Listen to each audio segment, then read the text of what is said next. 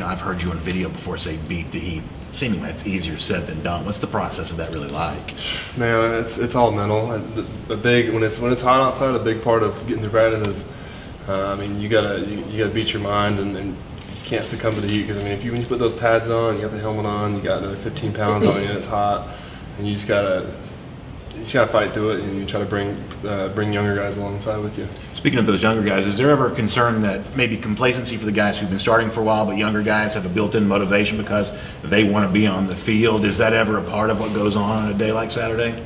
I'd say that definitely happens, but I'd say Coach Smart doesn't really allow that to happen here in Georgia. He's always on everyone on the team, no matter who you are.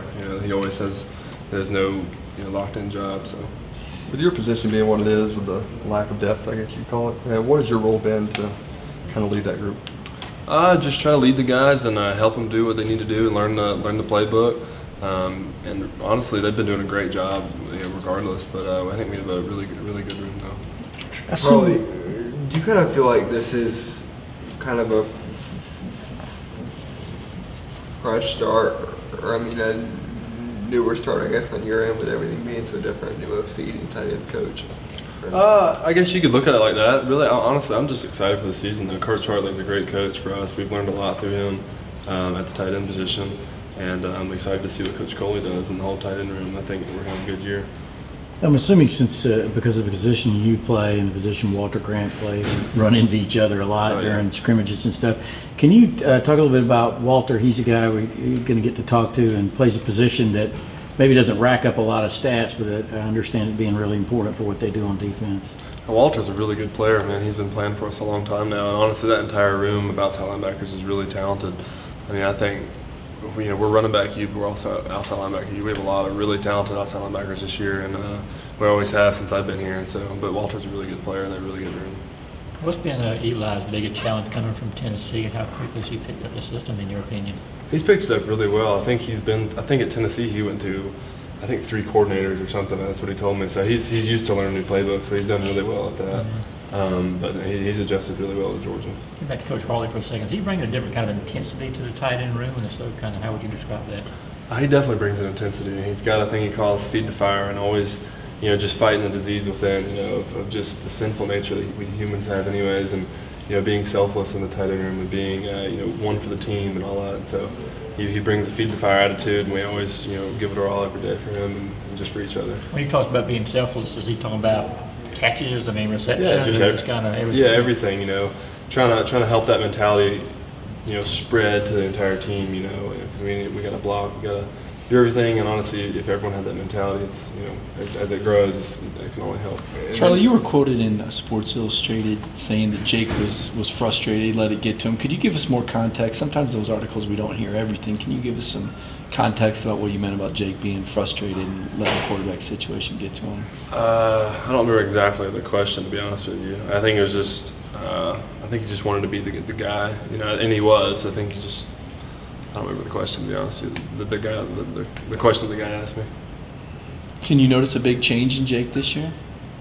Yeah, I think he's the guy. It's his offense, and I think he's really ready for this year, and he's really put in the time and effort, to be successful. You mentioned the Heat being part of the issue on Saturday. It didn't sound like the first team moved the ball effectively, and Coach Smart also made it sound like they put a lot on the pass game. How much was it, do you think, the newness of it? I know it takes time for pass games to get in sync.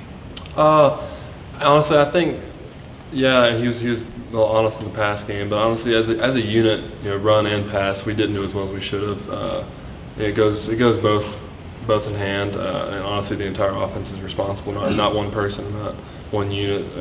But I think honestly, we just got to go out this week, and we brought it today, and we had a really good practice today as an offensive unit, and so looking forward to this Saturday. Going back to Eli Wolf, the last couple of years facing him, when you were watching him, do you remember anything that kind of stood out about his play or kind of things he did at tight end? To be honest with you, we didn't watch. When we watched Tennessee, we more watched Tennessee's defense, and so I didn't see a lot of him. But I guess when we watch other defenses in Tennessee going against them, I always knew Tennessee had a really good tight end program, or tight end unit, with his older brother Ethan and Eli playing together. they had a really good tight end room. When you spoke during the spring, talking about James Coley, you said that you thought his tendency might be a little more pass first than maybe his predecessor. Now that you've been with him for a little bit longer, how has your opinion of Coley's play calling philosophy kind of changed? It's, I guess, what I said in the spring and to how I think now. I think we're a really balanced offense, as in if we want to pass, we can do it well. If we want to run, we can do it well. You know, it's not everyone, you know, thinks we got to be 50-50, but we just got to be really good at both. I think that's what we're going to be. Tyler Simmons called it a completely different offense. Do you agree with that? In I guess after Saturday, you can say just the way he calls plays makes it seem different. It's different. It's different in a lot of ways, but it's the same in a lot of ways. It's hard to explain. In the absence of a lot of the top pass catchers from last season, do you feel any added personal, responsibility to become one of those guys who can fill some of that gap in the catches that are missing from last season? I definitely. I'm looking forward to the challenge. I don't feel any pressure or anything. So I'm just. I've always been working and grinding to be in that position, and I think a lot of guys in the tight end room are going to fill that spot, and so I'm looking forward to it. Charlie, you addressed kind of the scrimmage on Saturday, but what would you say to any fans or anybody that has any concerns about kind of a sluggish first scrimmage or maybe a lackluster showing for you guys? I mean, what's kind of the team's response to things like that? I guess you mean for like the fans? If they need to... Just the scrimmage in general. I mean, I think that they see a scrimmage and they're kind of like, well, maybe the expectations are off. But for you guys, how do you kind of respond to maybe a scrimmage that Coach wasn't happy with? Just go back to work. I mean, we came back out today and had a really good practice on offense, and you're going to have those scrimmages. That's what that's what camp's for. That's what scrimmages are for. To really start meshing as a unit, because that's when we go live. We're tackling everything, and so you need scrimmages to mess up, to fail, and to learn from them before the season starts. And so they only make you better when you mess up, and so you learn from your mistakes.